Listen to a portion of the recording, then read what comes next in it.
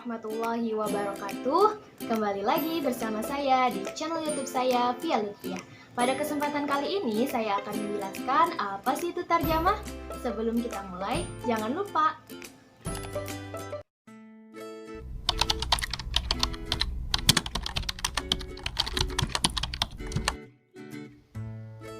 kata terjemah diadopsi ke dalam bahasa Indonesia menjadi terjemah, yang menurut asal katanya mengandung arti menjelaskan dengan bahasa lain atau memindahkan makna dari satu bahasa ke bahasa lain. Contohnya, kita ingin mengetahui makna yang terkandung dalam jurnal ekonomi, misalnya dari Universitas King Abdul Aziz di Jeddah. Pasti jurnalnya berbahasa Arab ya. Bagaimana kita akan tahu isi atau makna jurnal tersebut? Ya tentunya dengan menerjemahkan bahasa jurnal tersebut ke dalam bahasa yang kita pahami, contohnya yaitu bahasa Indonesia.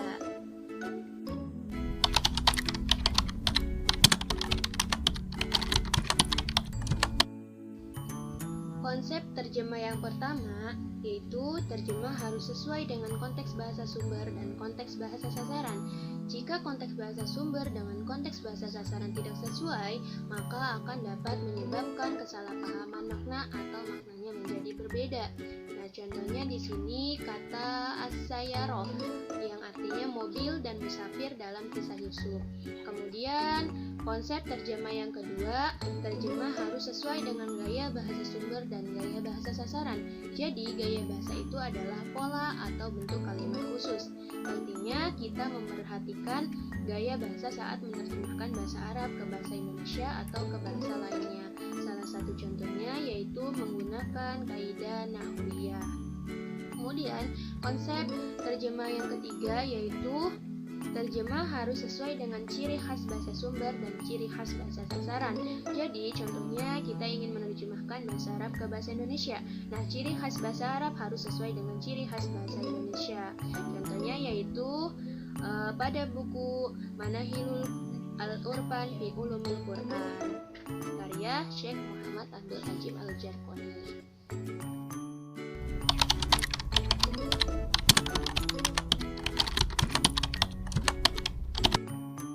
Makna yang pertama yaitu makna leksikal. Makna leksikal adalah makna unsur-unsur bahasa sebagai lambang atau peristiwa dan lain sebagainya. Makna leksikal ini juga bisa disebut makna yang ada dalam kamus, mengingat makna yang ada dalam kamus lepas dari penggunaannya atau konteksnya. Kemudian yang kedua yaitu makna gramatikal. Makna gramatikal adalah hubungan antar unsur-unsur bahasa dalam satuan yang lebih besar, misalnya hubungan suatu kata dalam rasa atau klausa. Kemudian yang ketiga yaitu makna kontekstual dan situasional. Nah, makna ini adalah hubungan antara ujaran dan situasi di mana ujaran itu dipakai. Dengan kata lain, makna konteks ialah makna suatu kata yang dikaitkan dengan situasi pengguna bahasa. Kemudian yang keempat yaitu makna tekstual. Makna tekstual yaitu berkaitan dengan isi suatu teks atau wacana. Perbedaan jenis teks dapat menimbulkan makna suatu kata menjadi berbeda. Kemudian yang kelima yaitu makna sosiokultural, yaitu makna yang erat kaitannya dengan sosio budaya pemakai bahasa.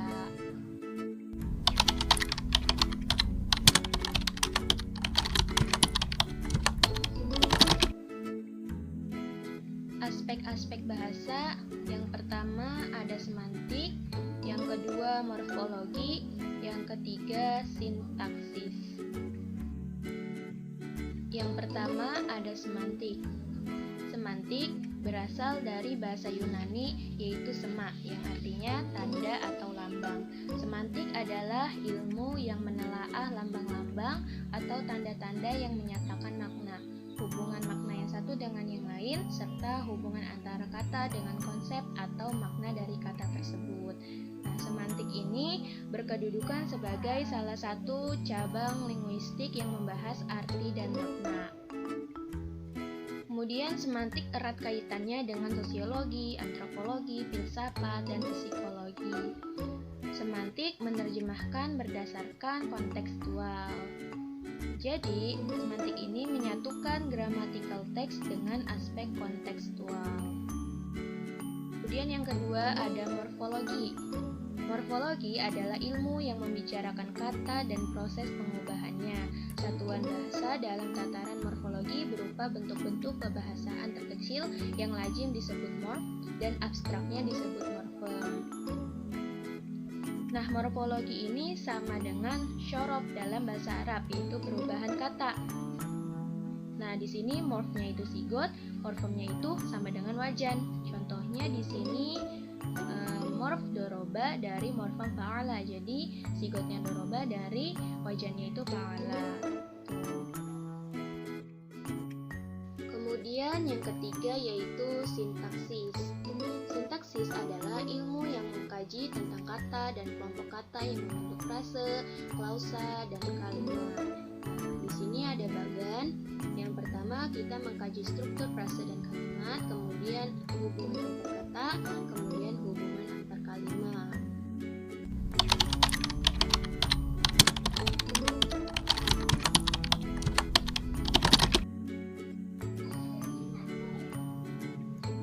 Yang pertama ada bahasa sumber, yaitu bahasa pengarang aslinya atau contohnya bahasa Arab. Adanya istilah yang sesuai dengan ilmu yang dibahas, penerjemah harus mempunyai kapabilitas pengetahuan terhadap buku sains yang diterjemahkannya. Kemudian yang kedua ada bahasa sasaran. Nah, bahasa sasaran yaitu bahasa terjemahan tempat pesan gagasan itu tertuang. Istilah-istilah yang diterjemahkan sesuai dengan maknanya. Kemudian penerjemah harus menguasai bahasa sasaran. Kemudian yang ketiga yaitu pesan. Pengalihan pesan dari bahasa asli ke bahasa sasaran adalah inti dari proses menerjemah. Dilakukan dengan sedekat dan sehalus mungkin kata dan makna dalam menerjemahkannya agar dapat memudahkan kita memahami pesan dari yang kita terjemahkan. Kemudian adanya analisa teks agar mencegah kesalahan penerjemah. Yang keempat ada padanan, yaitu kesetaraan makna kalimat atau kata antara bahasa asli dengan bahasa sasaran. Kemudian tidak berubahnya makna kiasan maupun makna gramatikal dalam bahasa aslinya.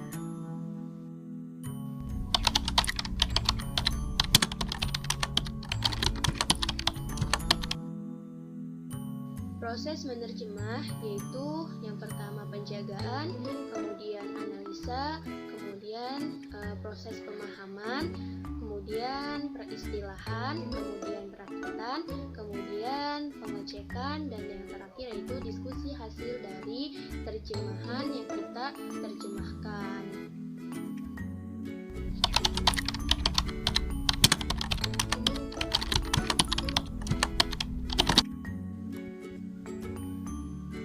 Menguasai terjemah bahasa Arab merupakan hal penting bagi mahasiswa, khususnya itu mahasiswa perbankan syariah. Sebagaimana pepatah Arab mengatakan, al-lughah miftahul ulum, bahasa adalah kunci untuk mendapatkan segala ilmu dan perbankan syariah termasuk di dalamnya. Syarat untuk menguasai perbankan syariah adalah harus memahami segala landasan, prinsip, dan desainnya yang sesuai syariah. Penguasaan terjemah bahasa Arab sangat diperlukan untuk menggali sumber-sumber utama hukum Islam, landasan, prinsip, dan implementasinya, sehingga terjemah bahasa Arab adalah jalan untuk mencapai syarat tersebut.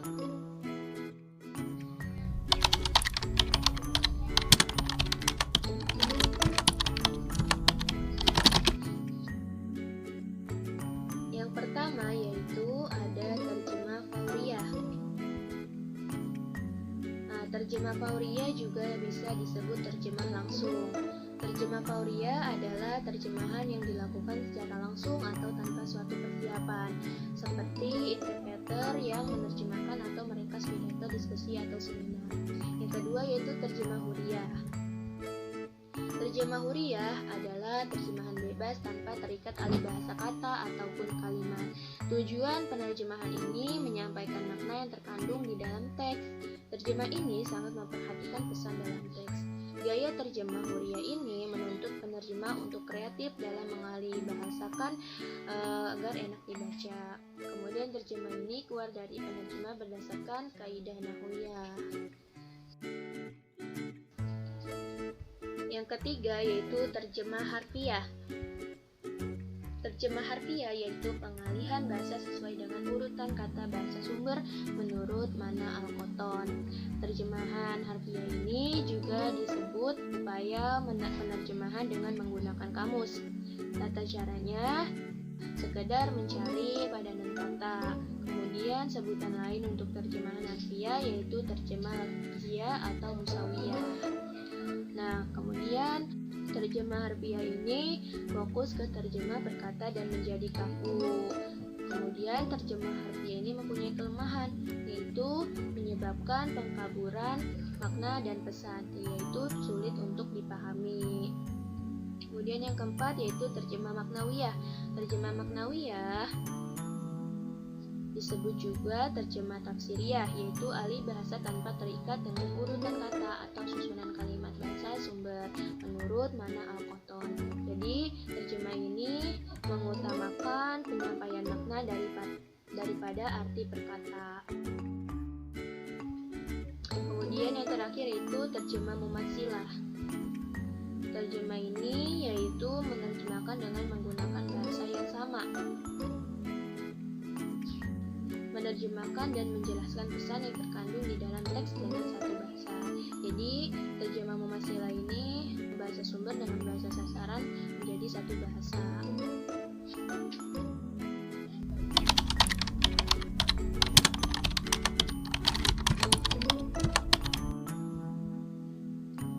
Bentuk-bentuk uslub.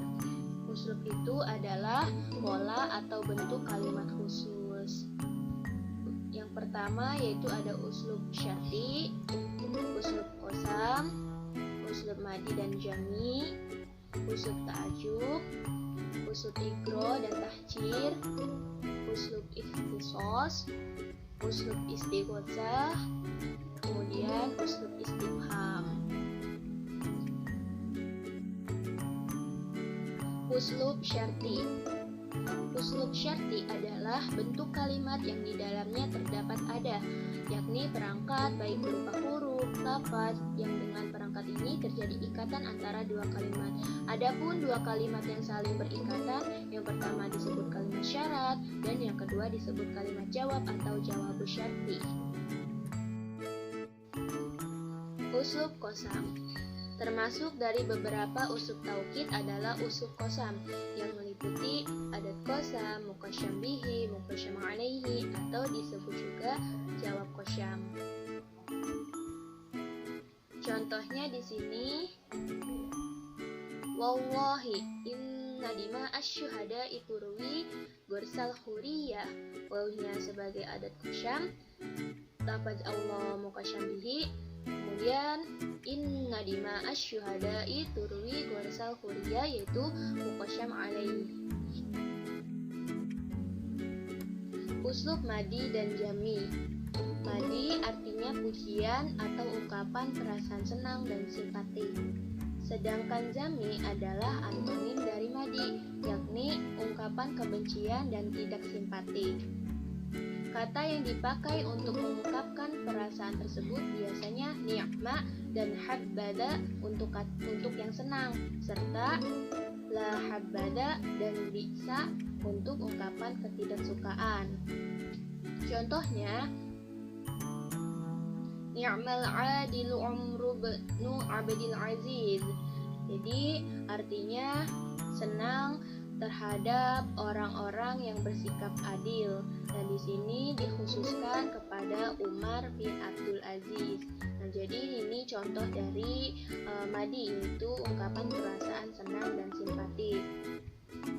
Kemudian bisa tajiru muhtakirus sil'i, yaitu kebencian atau ketidaksukaan pada sistem perdagangan monopoli. Nah, ini merupakan ungkapan jami, yaitu ungkapan kebencian dan tidak simpatik kepada sistem perdagangan monopoli. Uslub ta'ajub. Uslub ta'ajub adalah ungkapan kalimat yang terlontar dari seseorang yang terkagum atau heran pada satu hal. Contohnya di sini, ya la jamaliz zahri bir rabi', bunga yang indah di musim semi. Kemudian ma'a'dzaba ma'an Nail, apa yang lebih segar dari air sungai Nil? Uslub igro dan tahdir. Uslub igro adalah pola pembentukan kalimat atau gaya bahasa yang dipakai untuk penganjuran atau harapan melakukan perbuatan terpuji. Contohnya di sini at-ta'awana 'alal birri wat taqwa. Artinya tolong-menolonglah kamu dalam kebajikan dan ketakwaan.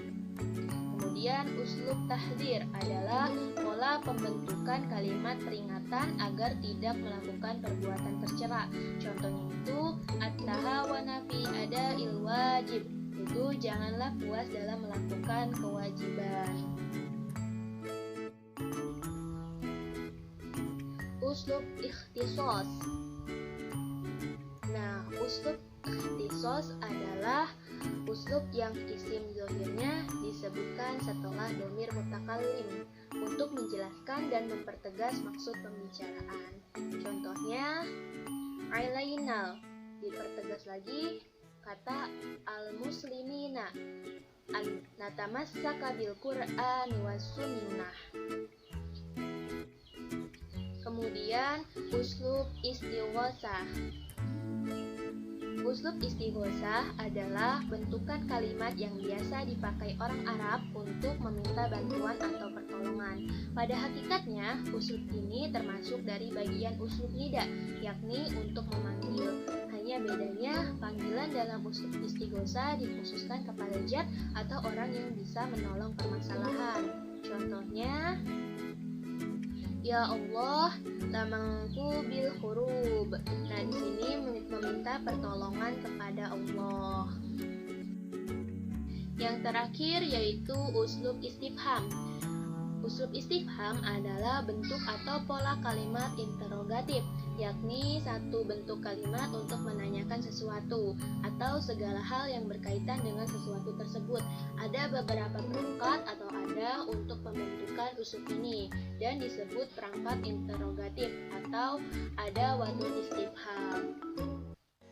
Teman-teman, video singkat mengenai terjemah semoga bermanfaat. Jangan lupa like and subscribe. Wassalamualaikum warahmatullahi wabarakatuh.